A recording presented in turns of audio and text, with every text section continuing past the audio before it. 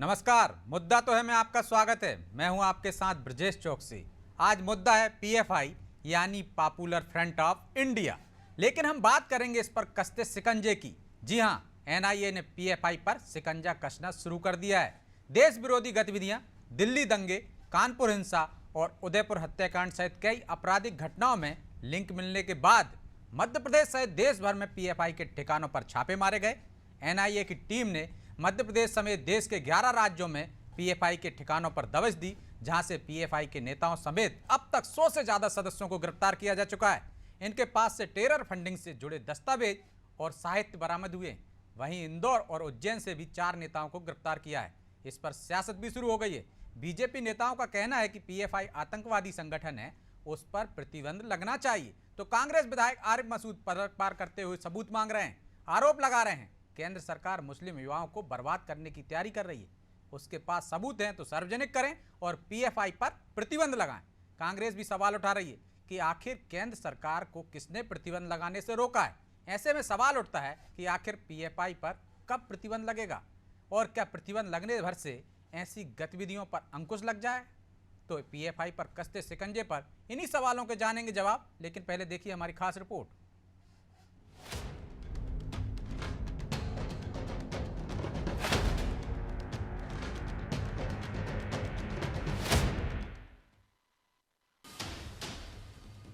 देश भर में आतंकवाद की कमर तोड़ने के लिए एनआईए ने शिकंजा कसना शुरू कर दिया है।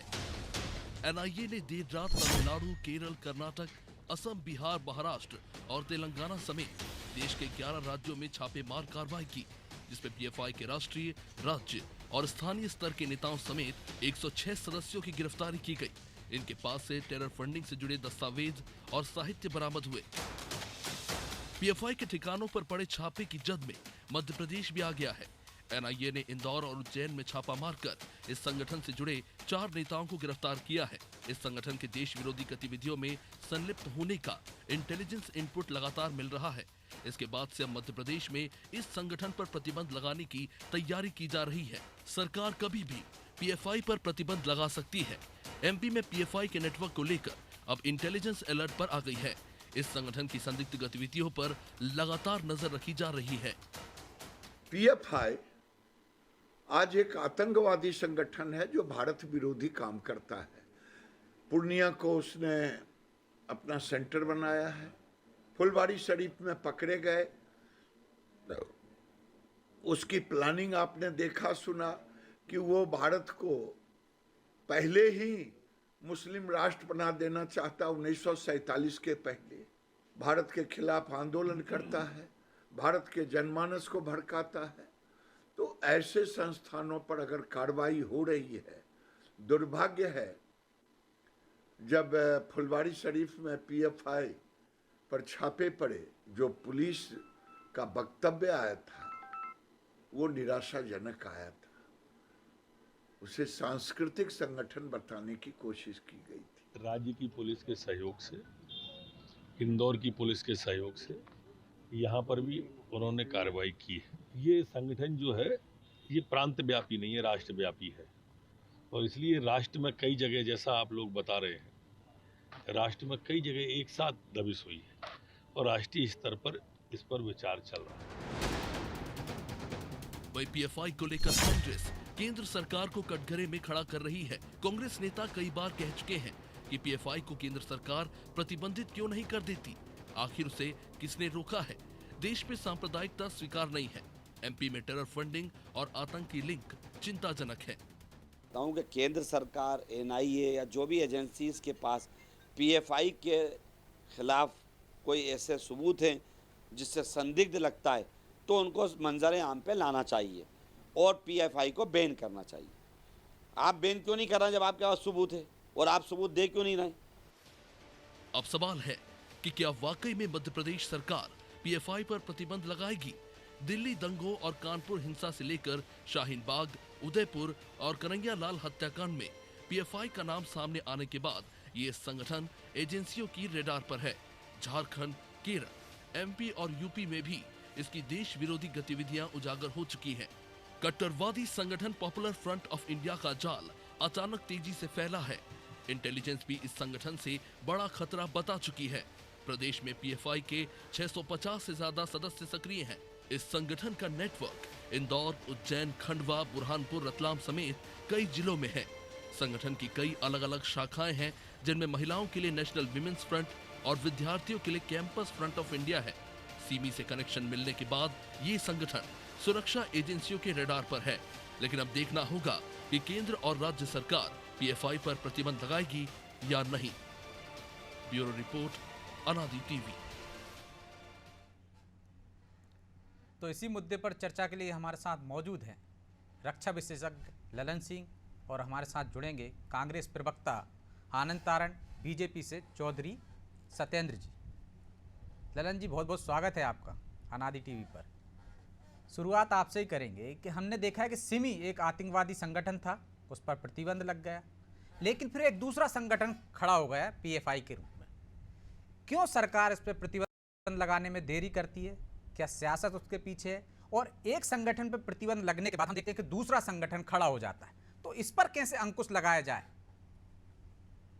आपने बहुत अच्छा प्रश्न भी किया और ये प्रश्न जायज और सटीक भी है। मैं ये पहले बता दूं कि 1 बजे रात से और लगभग 6 बजे ये जो एनआईए का रेड है, वो जो बहुत बड़ा प्लानिंग में हुआ पूरे भारत के अंदर 13 सूबे में, और लगभग 106 लोगों को गिरफ्तार किया गया, जिसमें पीएफआई का अध्यक्ष सुलेमा और उसके नसरुद्दीन महासचिव और दिल्ली और कई स्टेटों के प्रमुखों को इन्होंने गिरफ्तार किया है। मैं पहले यही चीज बताना चाहूंगा कि एनआईए की जो ये प्रक्रिया रेड की हुई है, ये एक जांच की प्रक्रिया है जिसमें किसी को कष्ट होने की बात नहीं है। लोग इसको कहीं असंवैधानिक और कहीं गुंडागिर्दी के तौर पे इसकी विरोध कर रहे हैं। पहले तो मैं ये बताना चाहता हूं, जो आपने प्रश्न पूछा है वो बहुत सही है।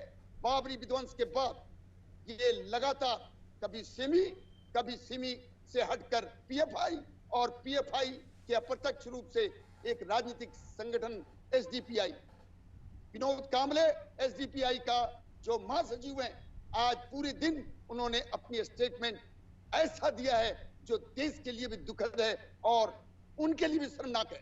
उन्होंने कहा है कि ये एनआईए सोची समझी रणनीति से अपने एक्शन में है। लेकिन मैं बता दूं कि चाहे वो फुलवारी शरीफ हो, भोपाल का एक मौलाना हो, या केरला और तमिलनाडु और आंध्र प्रदेश के कुछ ऐसे सूत्र मिले जिसके पूछताछ के बाद पूरी प्लान में आईबी, मिलिट्री इंटेलिजेंस और रॉ के मिले जुले कार्यक्रम के बाद, पूरी गहन विश्लेषण के बाद, कल पूरा रात अजीत डोभाल साहब ने इसको कंट्रोल रूम से पूरी तौर पर सुपरविजन किया।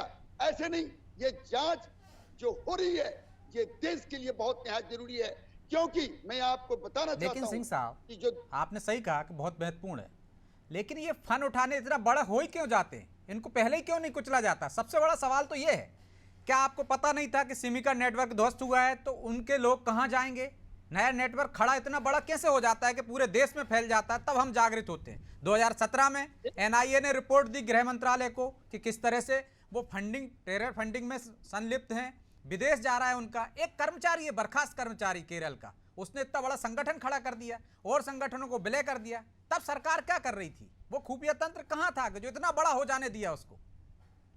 आपने जो बात कहा है वो बहुत सही है। मैं ये कहना चाहता हूं कि फुलवारी शरीफ जो इंसिडेंट हुए उसके अंदर क्या हुआ, एक सब इंस्पेक्टर जो राज्य पुलिस के अंदर कार्यरत था और उसके घर से आपत्तिजनक सामग्री और केरला और तमिलनाडु से ट्रेनर और प्रत्यक्ष और अप्रत्यक्ष पूरी तौर पे वो इस्लामिक देश बनाने की इच्छा, कितनी बड़ी जबरदस्त साजिश। लेकिन सबसे बड़ी बात कि बिहार के राजधानी में, और अगर देखा जाए तो सीमांचल बिहार का जो मिथिलांचल का इलाका है, जहां नेपाल बॉर्डर पे 1200 से ज्यादा मदरसे, जो कि ये भी जानकारी उत्तर प्रदेश के स्टेट सीआईडी हेड ने दिया है कि ये मदरसे पूरी तौर पे साजिश के तौर पे कार्यरत हैं, इनको विदेश का फंडिंग मिल रहा है। तो आपने जो बात कहा कि जो हमारी इंटेलिजेंस तंत्र थी, या हमारी जो प्रशासनिक अमले थे, या जो हमारी अर्धसैनिक बल या प्रशासन का कोई भी एजेंसी था,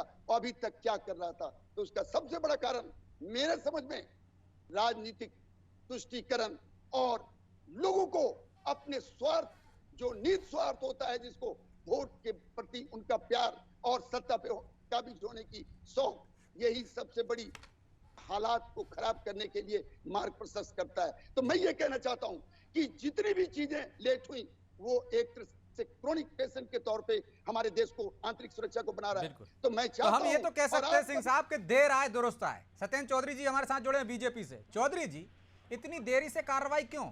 8 साल से आप सत्ता में हैं। 2017 से लगातार एनआईए कह रहा है कि ये जो पीएफआई है उसकी गतिविधियां कैसी है। केरल में कई हिंदुवादी संगठन के नेताओं की हत्या हो गई, लव जिहाद में उसका नाम आता है। तमाम तरह के, चाहे एनआरसी के मामला हो, चाहे सीए का मामला हो, सब में उनकी बात ही। हाथरस कांड हो, हमने देखा कि मध्य प्रदेश में खरगोन में दंगे हुए, उसमें भी पीएफआई का नाम आया कि वो पीछे से सपोर्ट कर रहे थे या भड़काने का काम कर रहे थे। फिर कार्रवाई में देरी क्यों? जो कांग्रेस आरोप लगा रही है कि राजनीतिक फायदा उठाने के लिए आप जल्दी से प्रतिबंध नहीं लगा रहे, माहौल बना रहे हैं। आरिफ मसूद कह रहे हैं यदि सबूत है तो सार्वजनिक कर दीजिए। सबूत तो सार्वजनिक हैं ही एक तरह से, लेकिन कार्रवाई क्यों नहीं हो रही, प्रतिबंध क्यों नहीं लगाया जा रहा है? सत्येंद्र जी। सर्वप्रथम हाँ जी ब्रजेश जी, सर मैं अनादि न्यूज के दर्शकों का अभिवादन करता हूं और अनादि टीवी के सभी जो मीडिया टीम है उसका भी अभिनंदन है। देखिए, ये प्रश्न जो है बड़ा आपने उठाया, लेकिन आप देखिए कि भारतीय जनता पार्टी की माननीय मोदी जी की सरकार ने, और जहां जहां राज्य सरकारें हैं वो सतत नए नए कानून बना रही हैं। आपने कहा एनआईए का छापा, ये एनआईए की स्थापना जो की है, एनआईए जो है ये भारतीय हमारी सरकार माननीय मोदी जी ने करा है। आपको याद होगा UAPA, unlawful activity prevention act कानून जो बनाया, वो इसीलिए बनाया गया है कि जो भी, और उस कानून के अंतर्गत ऐसा नहीं कि कोई व्यक्ति है तो व्यक्ति अकेला ही नहीं आएगा, उसमें जो एक संस्था भी आएगी और व्यक्ति भी आएगा। एक कोई जो विचार तत्व को, अगर कोई गलत विचार है, आतंकी विचार तत्व को प्रमोट करने वाला व्यक्ति है, वो संस्था है, वो सारी संस्थाएं और व्यक्ति सबको समाहित उसमें किया गया है। ऐसा कानून पहली बार बना, क्योंकि हमारे यहाँ देश के अंदर जो कानून थे उसमें काफी लूप होल्स थे, उनको भी सुदृढ़ीकरण किया गया है। और ये भारतीय जनता पार्टी की माननीय नरेंद्र मोदी जी की सरकार ने किया है। और जैसा आपने कहा, तो सतत इस पर कार्रवाई हो रही है।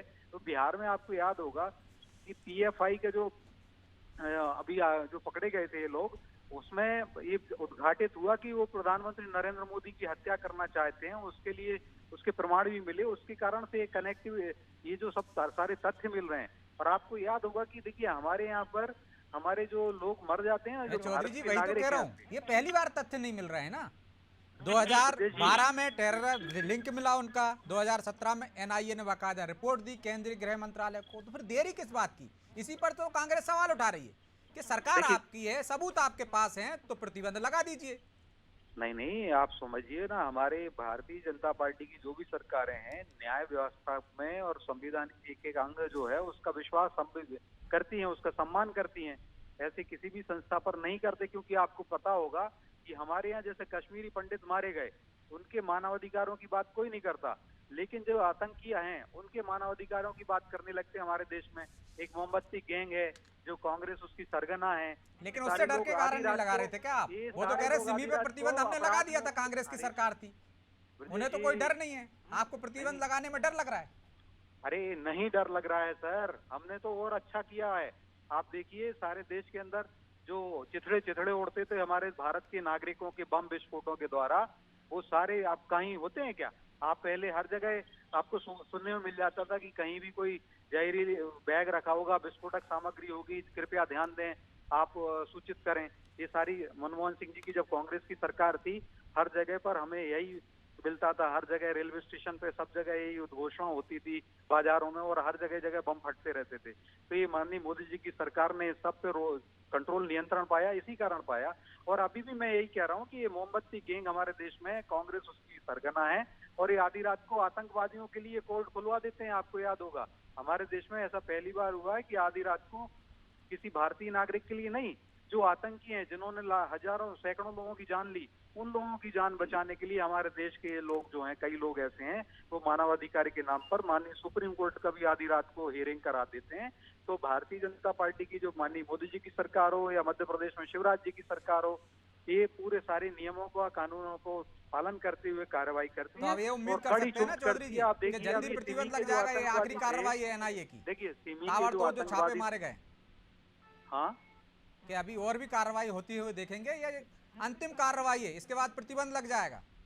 देखिए ये जो अभी ये सर जो ये अभी कार्रवाई है और उसमें काफी तथ्य इस बार अभी जो आप सबके मीडिया के माध्यम से उद्घाटित हो रहा है कि इसमें जो तथ्य मिले हैं, जो सामग्री मिली है, जो साहित्य मिला है, ये वो पहली है- बार नहीं मिले हैं ना यह चौधरी नहीं, जी? हमारे साथ संतोष परियार जुड़ गए, कांग्रेस प्रवक्ता हैं, उनको भी चर्चा में शामिल कर लेता हूं। संतोष जी, आरिफ मसूद का बयान आपने नहीं सुना होगा, आप देरी से जुड़े हैं। उन्होंने कहा है कि यदि पार्टी के पास या केंद्र सरकार के पास सबूत हैं पीएफआई के को लेकर, तो सार्वजनिक करना चाहिए उनको और प्रतिबंध लगा देना चाहिए। लेकिन वो ये भी कह रहे हैं कि केंद्र की मोदी सरकार मुस्लिम युवाओं को बर्बाद करने की तैयारी कर रही है। संतोष जी, हाँ ब्रजेश जी, क्या बोल रहे? मेरी आवाज नहीं आ रही आपकी, बताइए दोबारा क्या बोल अब रहे आप मुझे सुन पा रहे हैं? हैं? हाँ अभी सुन रहा हूँ, बताएं। आपकी पार्टी के विधायक हैं आरिफ मसूद, केंद्र सरकार पर आरोप लगा रहे हैं पीएफआई छापे पर कि वो मुस्लिम युवाओं को बर्बाद करने की तैयारी कर रही है। यदि उसके पास सबूत हैं पीएफआई को लेकर तो सार्वजनिक करना चाहिए और उस पर प्रतिबंध लगा देना चाहिए। क्या है ब्रजेश जी, जो विधायक जी कह रहे हैं, विधायक जी का अपना मत है, मेरा भी ऐसा मानना है कि जो भी कोई भी अगर गलत गतिविधि करता है जिसके पास है, तो उसका सबूत जो उजागर करना चाहिए ना, क्या दिक्कत है उसमें करना? अरे तो ये सबूत भी तो वही लोग मांग रहे हैं जो सबूत देने से इनकार कर रहे थे कभी, कि कागज नहीं दिखाएंगे। नहीं कागज, अरे ये बताइए, अगर किसी पे कोई आरोप है तो वो तो वैसे सार्वजनिक होते ही है ना। तो उसमें कितने कोई- सबूत चाहिए? उसमें- एनआईए 2017 में रिपोर्ट दे चुकी है, कई घटनाओं उनकी संलिप्तता आ गई है, पब्लिक डोमेन में पड़ा है कि किस तरह की गतिविधियों में उनके नेता सक्रिय रहे हैं। चाहे हिंदू हो, चाहे मुसलमान हो, चाहे सिख हो, चाहे ईसाई हो, चाहे कोई भी हो, किसी भी धर्म का हो, चाहे कोई बाबा हो, चाहे कोई भी हो, किसी पे अगर कोई कार्रवाई होती है, अगर वो गतिविधि गलत गतिविधि में पाया जाता है, तो जी सुन रहे हैं मेरी बात आप, तो उसके ऊपर कार्रवाई होना चाहिए ना। तो कार्रवाई तो हो रही है, वो कह रहे हैं देखो, लगातार कार्रवाई हो रही है, एनआईए छापे मार रही है, इसी वजह से मार रही, और आगे जाके प्रतिबंध भी लग जाएगा। एकदम प्रतिबंध लगा देंगे तो बहुत सारे लोग कोर्ट चले जाते हैं। वो तो सत्येंद्र जी कह रहे हैं कि आधी रात को कोर्ट खुलवा लेती है कांग्रेस के नेता। आप सत्येंद्र जी तो बच्चों वाली बातें कर रहे हैं, आधी रात में कोर्ट कांग्रेस खुलवा लेती। सरकार बीजेपी की है, कोर्ट कांग्रेस खुलवा रही है। ड्रग्स का काम जो है पूरे गुजरात में, देखिए ड्रग्स का कारोबार पूरे गुजरात में लाखों लोग कैसी बात कर रहे हैं संतोष जी? कांग्रेस ये बताए ये जो बातें आप कर रहे हो, गांधी चले गए, बचकानी बातें कर रहे हो। आतंकी आवाज बढ़ाइए संतोष जी की थोड़ा। जिसमें भारतीय बचकानी बातें कर रहे हो। और भाई कोई भी हो, बताइए आप हेलो, यूनिवर्सिटी में जाके क्या कहते हैं? हेलो, कोई भी हो, हेलो, भारत छेड़े टुकड़े, हेलो, ठीक है, हाँ भैया बोले। कांग्रेस के राहुल गांधी वहाँ हेलो, जाते हैं और बच्चों मुझे लगता है कुछ हेलो। तकनीक खामी है, आवाज उनकी स्लो आ रही है। हेलो। मैं कोशिश करूंगा अपनी टीम से आप बोले कहूंगा भैया। कि परियार जी को हेलो। आवाज को थोड़ा नेता है, बढ़ाने की राष्ट्रीय कोशिश अध्यक्ष करें। रह चुके हैं। लेकिन मैं ललन जी से पूछना चाहता हूँ, सिंह साहब, हेलो, वही बात फैला गई कि कार्रवाई करने में हेलो। इतनी देरी क्यों? क्या आपको भी लगता है कि राजनीतिक मकसद है इसके पीछे? जो कांग्रेस आरोप लगा रही वो सही है, कांग्रेस के कुछ नेता कहते हैं कि सबूत दिखाइए, और जब सबूत की बात आती है तो उसी वर्ग से कुछ लोग कहते हैं कि कागज नहीं दिखाएंगे। तो क्या नहीं, कांग्रेस को एक अब- स्टैंड लेना चाहिए, एक स्टैंड पर कायम होना चाहिए ऐसे मुद्दों पर? ये राजनीतिक दल कभी भी एक किसी भी स्तर पे स्टैंड नहीं करते, इसमें कोई शर्म की बात नहीं है। मैं ये कहना चाहता हूँ, मध्य प्रदेश में देख लीजिए, अब्दुल करीम अरेस्ट हुए हैं, जावेद हुए हैं, जमील हुए हैं, चाहे वो खरसोन में, इंदौर में, उज्जैन में, पूरी भारत में प्लेन वे के अंदर, और एक प्रमाण के तौर पे इन लोगों के यहाँ रेड हुआ और इन लोगों को अरेस्ट किया गया। मैं फिर दोबारा कहना चाहता हूँ कि जो ये रेड है, ये कोई पनिशमेंट का फाइनल अथॉरिटी नहीं है, ये सजा से पहले की प्रक्रिया है, बिल्कुल। जो कि इनके प्रमाणों के साथ बेहतर ढंग से इनके साजिश को उजागर करेगी। और इसी के ऊपर जो भी हुआ सो हुआ। आपने बहुत सही कहा, जब हम अपने जगह पे आ जाए तो वही सबसे अच्छा समय है। इनके ऊपर प्रतिबंध लगना निहायत इसलिए जरूरी है कि इनके लगातार प्रमाण प्राप्त हो रहे हैं, और अब समय भी आ गया है कि भारत सरकार बहुत सख्त होकर और सतर्क होकर, जैसे आज नरोत्तम मिश्रा साहब ने, आपके स्टेट के गृह मंत्री ने बोला है कि अब बहुत जल्दी इनके ऊपर प्रतिबंध लगेगा, और मैं उम्मीद करता हूँ कि ये राज्य का काम नहीं, अब ये भारत सरकार को इस आदेश को तुरंत लागू करना चाहिए। और एक बात और मैं कहना बिल्कुल, चाहता क्योंकि हूं कई राज्य तो कि- पहले ही प्रतिबंध की सिफारिश कर चुके हैं केंद्र सरकार से। जी जी जी, यही कारण है कि अब भारत सरकार के पास जो आज का रेड हुआ है, आज अमित शाह साहब का, गृह सचिव का और अर्धसैनिक बलों और एनआईए के वरिष्ठ अधिकारियों का एक अहम मीटिंग हो रहा है। और मैं ये और इसी के सिलसिले में बात करना चाहता हूं। कल पूर्णिया, किशनगंज, बिहार के सीमांचल जो नेपाल और बांग्लादेश से मिलता हुआ इलाका है, जहां जबरदस्त हाइड आउट है, मैं इसको बोलने में शर्म महसूस नहीं करता हूं। मैं दूरदर्शी बात कर रहा हूं। इन जगहों में आने से पहले ही पूरी बिहार में बयानबाजी, हलचल मचा हुआ है। मैं ये कहता हूं, देश का लेकिन ताना सिंह बाना साहब, आपको नहीं इस तरह- लगता कि कहीं ना कहीं ये केंद्र सरकार हो या बीजेपी शासित राज्यों की सरकार हो, वो कहीं ना कहीं आशंका में रहती हैं, या डर कह सकते हैं हम, डर ना कहें तो ये सोचती होंगी कि हम यदि अचानक एकदम बिना सख्त प्रमाणों के, खास सबूतों के यदि प्रतिबंध लगा देंगे तो बहुत सारे देश में उन पर आरोप लगने लगेगा, देश में ही नहीं विदेश तक में सवाल उठने लगेंगे कि किसी एक वर्ग को टारगेट कर रही। ये वजह लगती है आपको कि देर से कार्रवाई होने में, सबूत जुटाने में, कि पर्याप्त सबूत जुटा लिए जाएं पहले, फिर इसके बाद सख्त कार्रवाई की जाए, प्रतिबंध तक जाया जाए। आपका कहना देखिए बहुत सही है, ब्रजेश जी, पर्याप्त जो इंफॉर्मेशन है उसको कलेक्ट करना है, लेकिन बहुत कुछ ऐसे चीजें मिल गई हैं, प्रमाण मिल चुकी हैं, जिसमें कोई देरी करने की आवश्यकता नहीं। जब यूनाइटेड नेशन के अंदर में हमारे देश के अगेंस्ट में तुर्की का एर्दोगन और विदेश मंत्री पाकिस्तान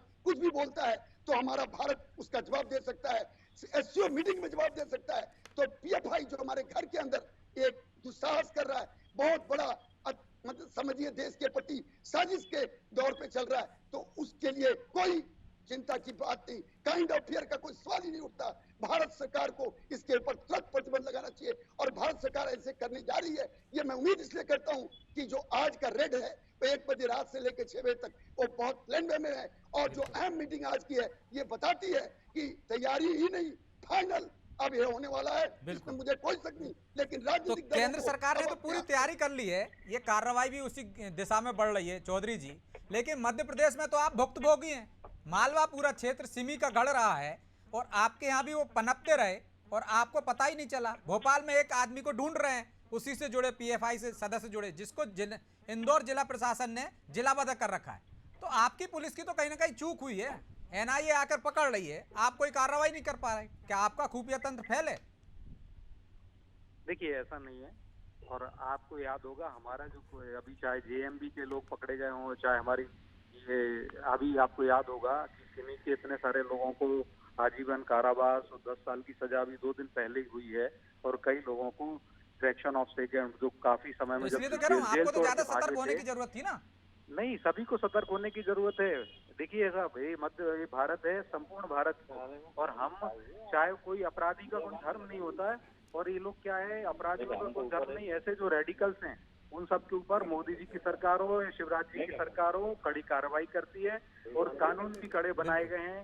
हर जगह पर कानून को कड़ा बनाएगा, जिसमें कि साक्ष्य इकट्ठा करने। और अभी देखिए भारतीय दोषशील का कानून जो है, भारतीय सिविल जो कानून है उसको भी संसद के अंदर और सही कर दिया गया है अभी जी। क्रिमिनल तो कानून भी दुरुस्त कर रही है मोदी सरकार, कार्रवाई भी कर रही है, और उम्मीद है कि पीएफआई पर जल्दी शिकंजा पूरी तरह कस दिया जाएगा, प्रतिबंध लगा दिया जाएगा। बहरहाल समय इजाजत नहीं देता, इसलिए चर्चा को यहीं विराम देंगे। आप तीनों मेहमानों का बहुत बहुत धन्यवाद। तो पीएफआई आखिरी दौर में है कह सकते हैं, एनआईए ने शिकंजा कस दिया है, लगातार कार्रवाइयाँ की जा रही हैं। इससे पहले भी पीएफआई के जो खिलाफ जो प्रमाण मिले थे उनको केंद्रीय गृह मंत्रालय को दे दिया गया था। लगातार खुफिया तंत्र एनआईए उन पर नज़र रखे हुई थी, उनकी गतिविधियों पर नज़र रखे हुई थी। क्या वजह है कि यदि जो दलितों और अल्पसंख्यकों, पिछड़ों की हिमायत की बात करता है वो दल, उसमें आपराधिक प्रवृत्ति के लोग ही क्यों हैं? यदि वो पाक साफ है तो सही लोग क्यों नहीं जुड़ते उससे? निश्चित तौर पर उसके साथ जो गठन के साथ ही जो लोग जुड़े हैं उनकी भूमिका पर सवाल उठते हैं, क्योंकि ऐसे लोग जुड़े हैं जो आपराधिक प्रवृत्ति के हैं, लेकिन फिर भी उन पर कार्रवाई करने में सरकार को इतना वक्त क्यों लगता है? ये भी बड़ा सवाल है, क्योंकि घर के अंदर ही यदि कोई इतना फन उठा रहा है तो उसको कुचलने की ज़रूरत है। आतंकवादियों को से तो हमारे देश के जवान लड़ ही रहे हैं, सेना लड़ ही रही है, लेकिन अंदर ही कुछ ऐसी गतिविधियां हैं तो उन्हें समय रहते रोक देना चाहिए, ताकि आपको गृह युद्ध जैसे हालातों से ना गुजरना पड़े। मुद्दा तो है इतना ही। मुझे दीजिए इजाज़त और आप देखते रहिए अनादि टीवी। नमस्कार।